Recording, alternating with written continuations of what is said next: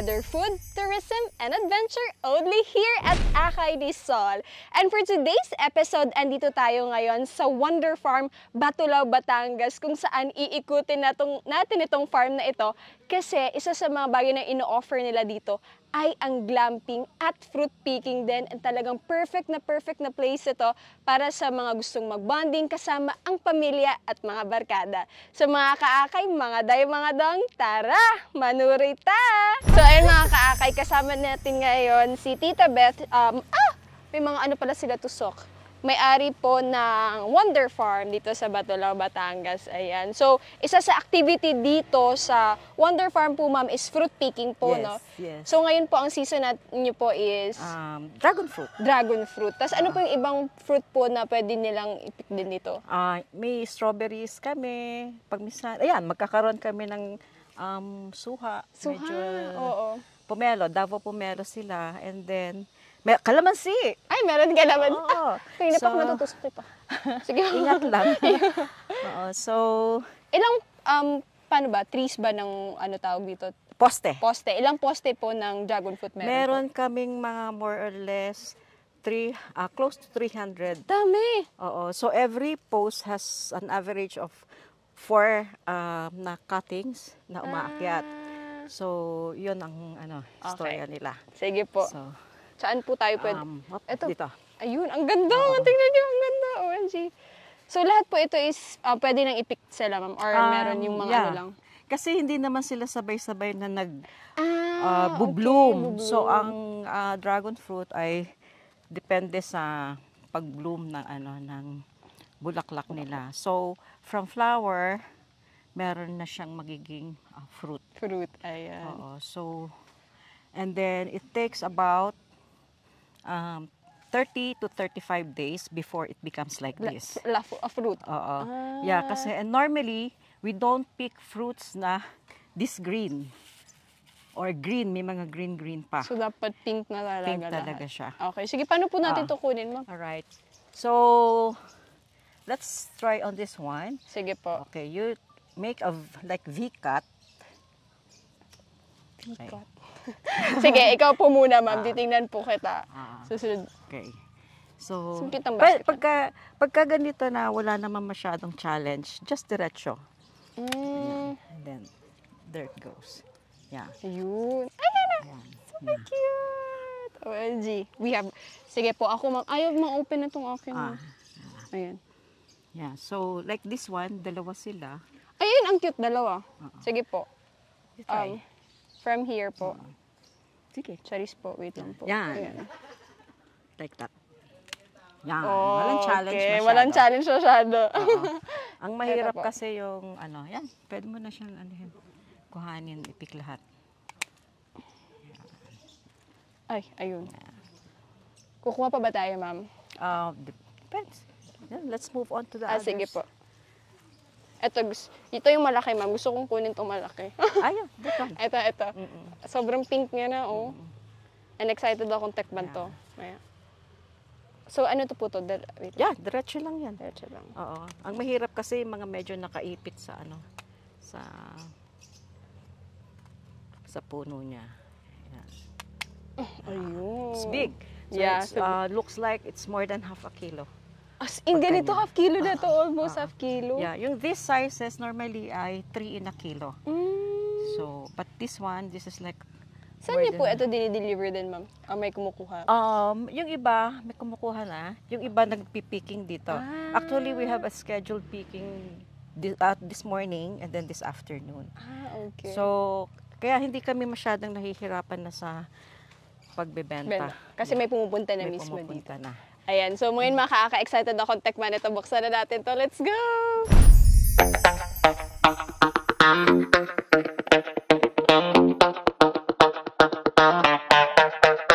So ayan mga kaakay, ito na ang aming freshly picked na dragon fruit dito yan sa Wonder Farm, Batulao, Batangas. So ayan ma'am, magkano po per kilo if dito nila mismo kukunin? Freshly picked. So, farm price, 100. 100, grabe. Kung sa mall ito, sa supermarket, 200 plus. opo, sobrang mahal na. Yeah. Grabe. So, sobrang mas maganda pag dito kayo pumunta, tapos mag-glamping na rin kayo. Ah, So, correct. ayan, ito po sobrang laki. Ilang kilo kayo ito? Hulaan natin. Okay. 0.6. Oh, hinulaan ko, no? Tama, no? Kasi kinilo ko na kanina. So, ito, ligyan pa natin po para abutin natin ng 1 kilo. Ayan. Okay na po yan. Okay. So, Yeah. ito yung bubuksan natin. Kiluhan pala yung kamay mo no? Opo. Natural. Not sure. So, hindi yan pinipil. Opo. Ini-slice yan pa ganyan. Hati agad. Sige po. Yan. Masarap din ito gawing shake, ma'am, no? Oo. Yan. Fresh. Ayan. Yep. Tingnan niyo kung gaano ka-pink yan. Sobrang sarap. This is the red Moroccan variety. Red Moroccan variety. Okay po. Tapos slice na lang din po natin dito. Yeah. Okay. Pagkain yan, para kang kumakain ng saging. Opo, ganyan lang. Pinipil lang. Ganyan. And then you taste it. Okay. Baka malaglag. Baka malaglag. Ito, may libreng lipstick na to. How does it taste? Grabe, ang tamis, ang sarap. Sobrang fresh po. Iba talaga pag freshly picked, no? Kaysa yung sa market na medyo po. Ilang araw na yun. Kasi salin-salin na lang. Tapos medyo may iba na yung texture and everything. Ito, sobrang fresh talaga. Grabe, makakaubli ako ng isa nito. Tikim ka po, ma'am. Nagsawa ka. Ang dami pala dito kay Tita Betcha pa yung pinatikim ko. Yeah. So, this has many health benefits.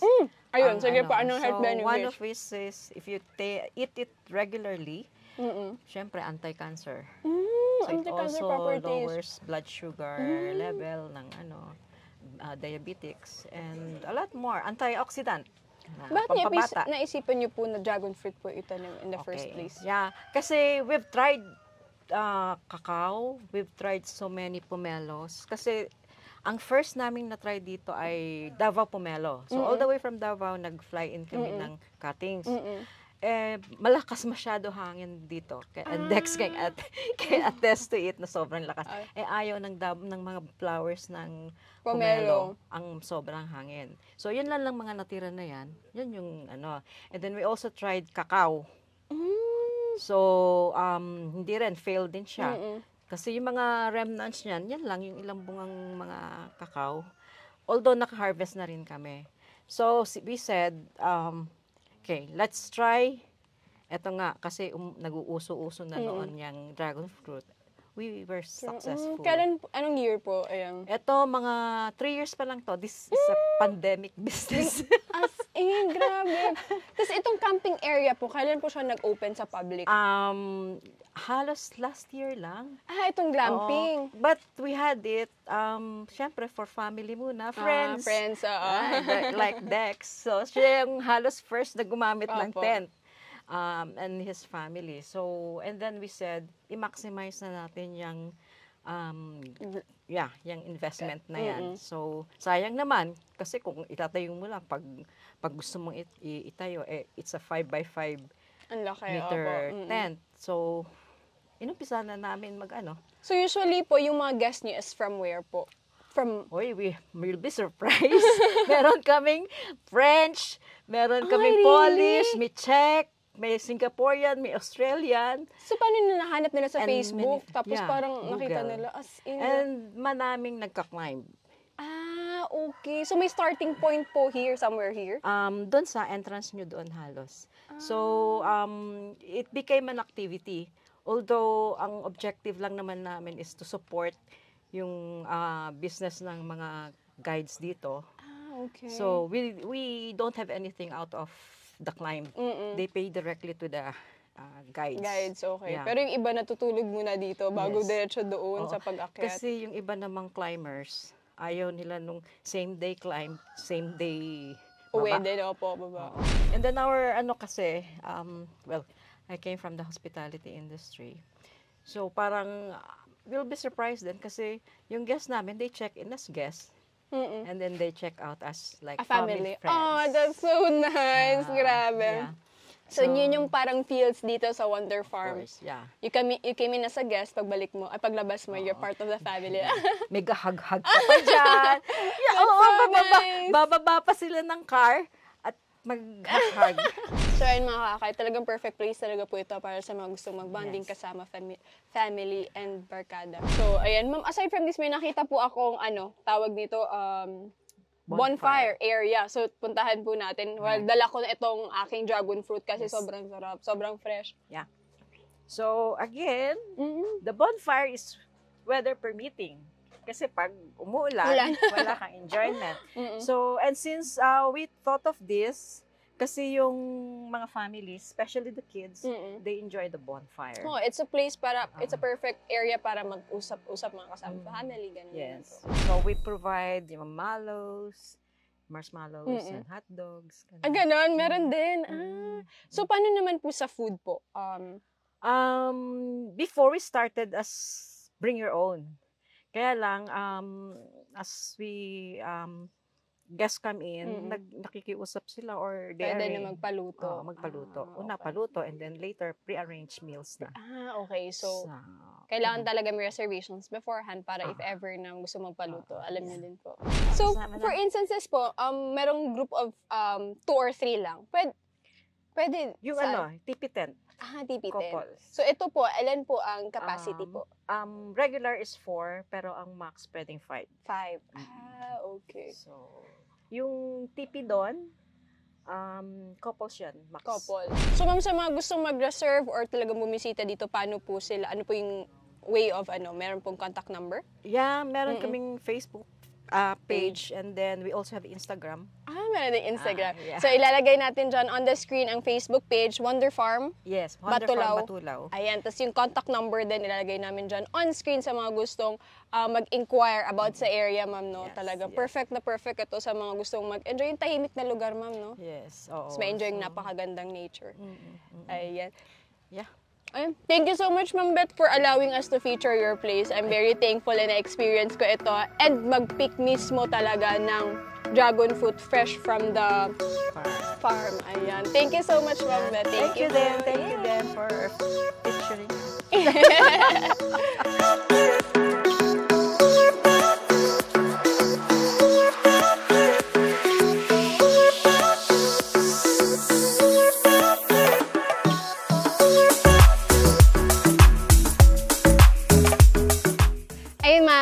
Dito na nagtatapos ang ating episode for today's video. So, sobrang saya ko dahil talagang first time ko mag-pick ng dragon fruit mismo, fresh from the farm. So, sobrang happy ko and ayun, sana bisitahin nyo itong Wonder Farm dito sa Batulaw, Batangas. So mga kaka, ito ay handog ng Akay ni Sol upang i-promote lahat ng tourist destinations, local businesses sa buong Pilipinas. Ay mga kaka, huwag din pong kalimutan i-follow lahat ng social media pages ng Akay ni Sol sa Facebook, sa YouTube, sa Instagram, sa TikTok, and ang alagang Sol Aragonas on the go. Marami pa tayong lugar na pupuntahan at bibisitahin at marami pa tayong pagkain na titikman. Hanggang sa susunod na paglalakbay ni Inday Fatima, thank you for watching!